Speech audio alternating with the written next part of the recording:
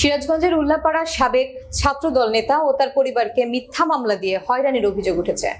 বিস্তারিত দেখুন সিরাজগঞ্জ জেলার প্রতিনিধি আশরাফুল ইসলাম জয়ের প্রতিবেদনে। শুক্রবার দুপুরে সিরাজগঞ্জ প্রেস ক্লাবে এক সংবাদ সম্মেলনে এমন অভিযোগ তোলেন উল্লাপাড়া পৌর ছাত্রদলের সাবেক সাধারণ সম্পাদক ও ঝিকিরা মহল্লার রেকওয়াত হোসেন রকেট ও তার পরিবার। সংবাদ সম্মেলনে সাবেক ছাত্রদল নেতা রেকওয়াত হোসেন রকেট বলেন, জমি নিয়ে বিরোধের জেরে ফুফাতো ভাই সুমন সরকার ও সুজন সরকারের সঙ্গে বিরোধ চলে আসছিল। তাদের বিরুদ্ধে আমরা মামলাও দায়ের করেছি। আমাদের মামলায় আগামী 9 সেপ্টেম্বর আদালতে তাদের হাজিরার তারিখ আছে।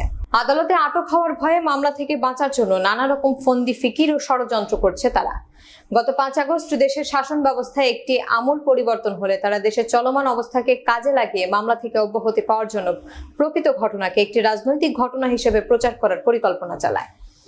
সাংবাদিকদের মিথ্যা ও বানোয়াট তথ্য দিয়ে সংবাদ সম্মেলন করে। তারা পুরো ঘটনাকে ভিন্ন খাতে প্রবাহিত করার জন্য সকল দোষ ওয়ার্ড কাউন্সিলর নজরুল ইসলাম লেবু তালুকদার, থানার ভারপ্রাপ্ত কর্মকর্তা ও তদন্তকারী কর্মকর্তার উপর চাপায়। সম্পূর্ণ ঘটনা মিথ্যা। তারা নিজেদেরকে ছাত্র দলের কর্মী দাবি করে রাজনৈতিক সুবিধা লাভের আশায় পরিকল্পনা চালায়, কিন্তু তারা মূলত রাজনৈতিক কোনো দলের সাথে সম্পৃক্ত নয়।